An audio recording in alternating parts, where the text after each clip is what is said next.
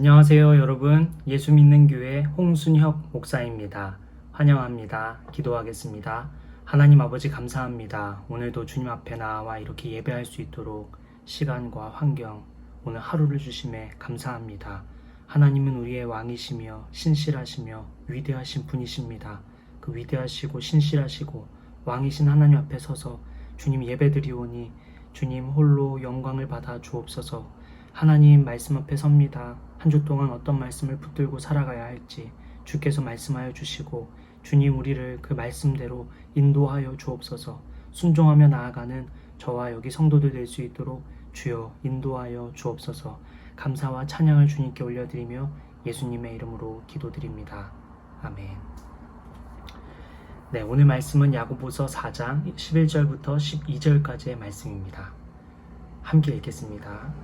형제자매 여러분, 서로 헐뜯지 마십시오. 자기 형제자매를 헐뜯거나 심판하는 사람은 율법을 헐뜯고 율법을 심판하는 것입니다. 그대가 율법을 심판하면 그대는 율법을 행하는 사람이 아니라 율법을 심판하는 사람입니다.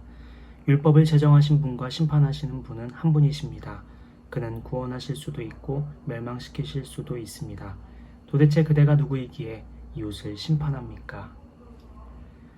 오늘 말씀은 설마 여러분도 험담하십니까? 라는 제목으로 우리 말씀을 나누고자 합니다. 우리 각자 자리에서 예배한 지 꽤 되었는데 우리 하나님 경외하며 말씀에 순종하며 잘 지내고 계시지요?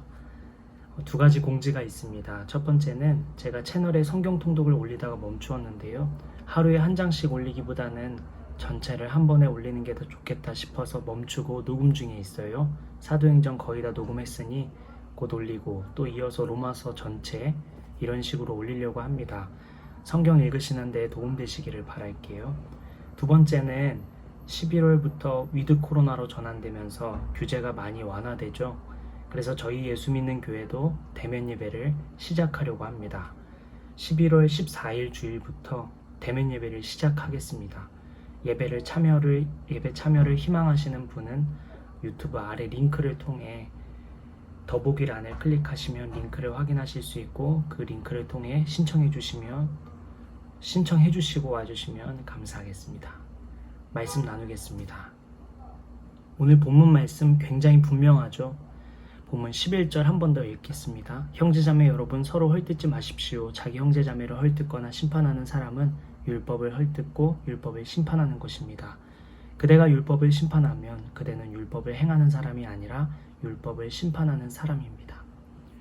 본문 말씀 시작을 보니까 교회 공동체를 향해 형제, 자매, 여러분 이렇게 표현하고 있습니다. 이 표현은 오늘날 저와 여러분의 교회에서 흔히 사용되는 용어죠. 우리는 이 용어가 너무 흔히 사용되기에 그 의미를 잊은 채 사용하곤 합니다. 하나님 아버지를 믿는 우리 교회 공동체가 모여 서로 형제요, 자매라 부르는 우리가 다시 한번 이 의미를 되짚어볼 필요가 있지 않나요? 야고보는 당시 교회들을 향해 성도 혹은 제자 혹은 그리스도의 종 등 다른 표현을 쓰지 않고 형제 자매 여러분이라 부르며 우리가 주 안에서 영적 가족임을 분명히 짚고 있습니다. 오늘 말씀 명확하죠. 험담하는 것을 멈추라 말씀하시며 교회 공동체로 모인 우리는 형제 자매라는 것, 이것을 분명하게 말씀하고 있습니다. 자기 형제 자매를 왜 헐뜯고 비방하느냐는 것입니다. 사랑하는 내 가족임을 안다면 그럴 수 있느냐는 것이지요. 형제요 자매인 영적 가족 여러분, 서로 헐뜯지 마십시오 라는 말씀입니다. 여기서 헐뜯는다는 말은 개역개정에서는 비방하다 라고 번역했고요.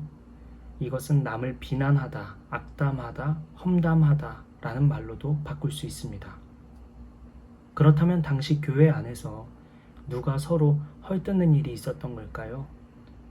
우리가 몇 주간 야고보 말씀을 살펴보아 알겠지만 당시 부자 성도와 가난한 성도 간의 갈등이 있었습니다. 부자 성도는 가난한 성도를 업신여겼고 가난한 성도는 부자 성도들을 시기 질투하면서 악한 생각을 가졌습니다. 이런 갈등 상황에 서로 헐뜯고 판단하는 일이 있었던 것입니다. 부자와 가난한 사람은 서로의 입장을 잘 이해하기가 어렵죠. 부자가 가난해지거나 가난한 사람이 부자가 되거나 하지 않는 이상 서로의 입장을, 서로의 마음과 상황을 이해하기가 어렵습니다. 이처럼 우리는 타인에 대해 모르기에 갈등이 생깁니다. 또한 우리는 타인을 잘 모르면서 안다고 생각하기에 갈등이 생기는 것입니다. 우리가 누군가에 대해 안다고 느끼고 생각하는 것이 틀리는 경우가 훨씬 많지요. 그래서 우리는 모두 자주 실수하곤 합니다. 제가 요즘 재밌게 보고 있는 TV 프로그램이 있는데요. 돌싱글즈라는 프로그램입니다. 여러분도 보시는지 모르겠어요. 이혼한 여성 남성이 모여 다시 용기 내어 사랑을 찾는 프로그램인데요. 남녀가 모두 한 장소에 모여 같이 대화를 하는데 이런 말을 하더라고요. 이혼한다고 하면 사람들이 너무 쉽게 많은 것을 질문하고 관심을 갖는 게 부담된답니다. 타인을 배려하는 것보다 자신의 호기심이 더 중요한 사람이 많다는 것이지요. 이혼한 사람끼리 이렇게 모여서 이야기하니까 너무 좋다고, 어딜 가서 이런 이야기를 하냐며 가족은 상처받을까봐 이야기 못하겠고 친구들은 너무 쉽게 아픔에 대해 들춰낸다며 불편하다고 말합니다. 저는 그 장면을 보면서 저들 중 교회를 다니는 사람이 있을까? 교회에서는 마음 편히 저 이야기들을 할 수 있을까? 생각했어요. 오늘날 우리 교회는 안전할까? 형제자매된 우리는 왜 서로 사랑하고 하나 되지 못할까요? 예수님께서 저와 여러분을 대신해 죽으시고 우리를 살리셨죠. 우리의 죄를 용서하신 것이지요. 우리는 용서받은 죄인들입니다. 예수님은 말씀하셨습니다. 용서받은 대로 서로 용서하라고. 예수님의 죽으심은 우리를 향한 사랑이죠. 죽을 만큼 우리를 사랑하신 것입니다. 우리는 큰 사랑을 받은 자들입니다. 그리고 예수님 말씀하셨죠. 너희도 이렇게 서로 사랑하라. 우리가 서로 사랑하면 세상이 주목한다 말씀하셨습니다. 왜 우리는 서로 헐뜯고 판단하는 것을 멈추지 못하는 걸까요? 자, 계속해서 말씀을 보겠습니다. 본문 11절 말씀은 서로 헐뜯지 말라고 말씀하며 형제자매를 헐뜯거나 심판하는 사람은 율법을 헐뜯고 심판하는 사람이라 말합니다. 여기 율법은 성경학자들은 말하기를 모세의 율법을 가리키는 것이라고 많은 학자들이 말합니다. 이스라엘 백성들은 시내산에서 십계명을 받습니다. 그리고 예수님께서는 이 율법을 두 가지로 요약해 주셨죠. 첫째는 하나님 사랑, 둘째는 이웃 사랑입니다. 율법의 핵심은 사랑이라는 것입니다. 저와 여러분은 교회 공동체로 모여 해야 할 것의 핵심은 사랑입니다. 우리가 훈련도 잘 받고 교육도 잘 받고 다양한 사역을 잘하는 것, 그것도 중요하겠지만 그보다 훨씬 더 중요한 것, 그보다 앞서 선행되어야 하는 것, 그것은 사랑입니다. 사랑으로 하나 되어야지요. 성도의 본분은 사랑인 것입니다. 그런데 영적 가족인 형제자매된 우리가 서로 헐뜯고 심판한다면 율법의 핵심인 사랑을 어긴 것이 되고 이것은 율법을 헐뜯고 대적하고 판단한 것이 됩니다. 사랑하는 여러분, 타인이 이해되지 않는다고 해서 존중하지 못할 것은 없습니다. 타인이 이해되지 않는 것이 사랑하지 못할 이유가 되지 않는다는 것입니다. 교회 공동체 안에서 서로 헐뜯고 비방하고 험담하고 판단하고 정죄하는 것을 멈추십시오. 이것은 율법을 헐뜯고 훼손하고 자신이 보기에 옳은 대로 생각하는 것과 같습니다. 이제 이어서 본문 말씀 볼게요. 12절입니다. 율법을 제정하신 분과 심판하신 분은 한 분이십니다. 그는 구원하실 수도 있고 멸망시키실 수도 있습니다. 도대체 그대가 누구이기에 이웃을 심판합니까? 율법을 만드신 분이 누구죠? 하나님이시죠. 그 율법을 가지고 심판하시는 분은 누구시죠? 하나님이십니다. 이 질문을 왜 하고 있는 걸까요? 당연한 질문인데요. 그 이유는 우리가 하나님과 같이 되려고 한다는 말이죠. 우리가 하나님과 같이 되려고 하기에 이 질문을 하는 겁니다. 당신이 하나님이십니까? 라고요. 사람을 헐뜯고 심판하는 것은 율법을 헐뜯고 심판하는 것과 같다고 했죠. 그런데 율법을 만들고 심판할 수 있는 분은 오직 하나님뿐이라는 말을 우리는 보았습니다. 즉, 왜 당신이 하나님과 같이 되어 사람을 헐뜯고 판단하냐는 것입니다. 하나님은 교만한 사람을 싫어하시죠. 하나님은 겸손하고 하나님을 의지하며 하나님의 말씀대로 순종하는 이들을 주목하십니다. 그런데 하나님의 하시는 일을 왜 당신이 하느냐는 것입니다.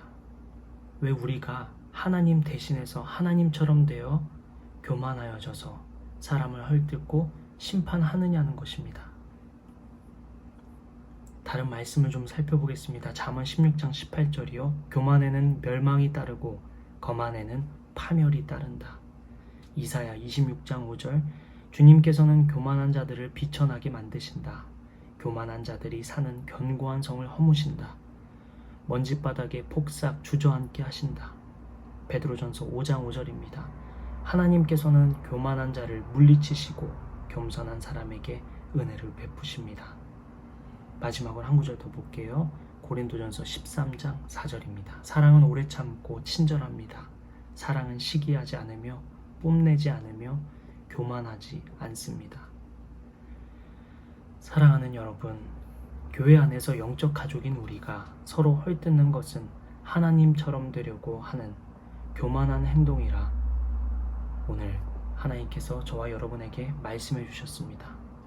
여러분은 어떤 생각이 드십니까? 말씀을 마치겠습니다. 오늘날 저와 여러분이 속한 교회 공동체 안에서 서로 헐뜯고 험담하고 판단하고 정죄하는 일들이 일어나고 있습니다. 이것은 형제자매된 우리가 해선 안 되는 일이며 우리는 사랑으로 하나 되는 것이 마땅하다고 우리는 방금 보았습니다. 만약 그렇지 않으면 우리는 율법을 헐뜯고 심판하게 되는 것입니다. 율법을 만들고 이 율법으로 심판하시는 분은 오직 하나님 한 분이십니다. 그분만이 구원하실 수도 있고 멸망시키실 수도 있습니다. 이것을 모르는 것이 아니지요. 그런데 왜 우리는 알지만 알면서도 고쳐지지 않는 것일까요? 그 이유에 대해서는 제가 말하지는 않겠습니다. 아니, 말할 수는 없습니다. 여러분 안에 계신 성령께서 그 이유를 알려주실 것이고 그 이유는 개인마다 다를 것이기 때문입니다. 사랑하는 여러분, 성령께서 우리 하나님께서 깨달음 주시는 대로 인도해 주시는 대로 순종하며 나아갑시다. 하나님께서는 오늘 이 말씀을 통해 여러분에게 어떤 말씀을 하고 계십니까? 혹시 생각나는 사건이나 사람이 있습니까? 우리 돌이켜 사랑하기로 작정합시다. 결단합시다. 영적 가족임을 하나님께서 만나게 하신 소중한 인연임을 기억합시다. 여러분은 이번 한 주 이 말씀을 삶에 어떻게 적용하시겠습니까? 말씀대로 순종하는 저와 여러분 되시기를 예수님의 이름으로 축복합니다. 기도하겠습니다. 하나님, 오늘 말씀 다시 돌이켜봅니다. 우리가 교회 안에서, 교회 공동체 안에서 헐뜯고 비방하는 일들이 여전히 일어나고 있고 또한 우리도 그랬습니다. 아버지, 오늘 말씀처럼 이렇게 헐뜯고 비방하는 것은 율법을 헐뜯고 비방하는 것이며 또 더 나아가 하나님처럼 되려고 하는 교만한 행동임을 주님께서 말씀해 주셨습니다. 아버지, 이 말씀으로 인해 떠오르는 사건이나 사람들이 있지요. 우리 성도들에게, 저에게 떠올려 주시는 그 사건과 사람들을 생각하며 우리가 정말 사랑 안에서 하나 되고 있었는가 돌이켜보는 시간 될 수 있도록 인도하여 주옵소서. 아버지, 한 주 동안 이 말씀을 어떻게 적용할지 각 사람들에게 성령께서 말씀하여 주시고 인도하여 주셔서 말씀대로 순종하는 한 주 될 수 있도록 주님 인도하여 주시고 은혜를 베풀어 주시옵소서. 아버지 사랑으로 하나 되라 말씀하신 것, 그것을 기억하며 주께서 우리에게 주신 그 사랑 기억하며 우리도 사랑을 베풀며 살아가는 한 주가 되게 하여 주옵소서. 감사합니다. 이번 한 주도 주님께 맡겨드립니다. 선하신 주님, 모든 것 합력하여 선을 이루어 주옵소서. 그렇게 인도하실 주님 찬양하며 이 모든 말씀 우리를 위하여 죽으시고 다시 사신 우리의 길이요 진리요 생명이신 우리를 죽을 만큼 사랑하시는 예수님의 이름으로 기도드립니다. 아멘. 이제는 우리 주 예수 그리스도의 은혜와 하나님의 크신 사랑과 성령님의 교통하심이 머리 숙인 성도들과 저와 앞으로 하나님처럼 되려고 하기보다 겸손하며 순종하며 나아가기로 결단하는 그러한 마음으로 머리 숙인 모든 성도들 머리 위에 또 저의 머리 위에 지금부터 영원까지 함께 해주시기를 간절히 기도하며 축원하옵나이다.